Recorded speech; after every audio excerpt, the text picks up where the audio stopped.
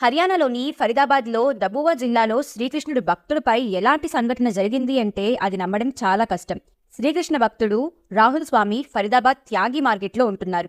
అతను రాత్రి నిద్రిస్తున్నప్పుడు శ్రీకృష్ణుడు కలలో కనిపించి, ఓ భక్త, నేను పక్కనింట్లో ఉన్నాను, నా వద్దకు వచ్చి నన్ను బయటకు తీసుకుని వెళ్ళు అని అడిగాడు. రాహుల్ ఇది కేవలం కలే కదా అని ఊరుకున్నాడు. కానీ ఈ కళ అతనికి 1 సంవత్సరం పాటు నిరంతరం వస్తూనే ఉంది. రాహుల్ ఒకసారి తన కలలో శ్రీకృష్ణుడితో, ఓ శ్రీకృష్ణ, నా కన్నయ్య, నేను పొరిగింట్లోకి వెళ్లి తవ్వకాలు చేయలేను కదా, కాబట్టి మీరు మా ఇంట్లోకి రండి, నేను మిమ్మల్ని తవ్వి తీస్తాను అని చెప్పాడు.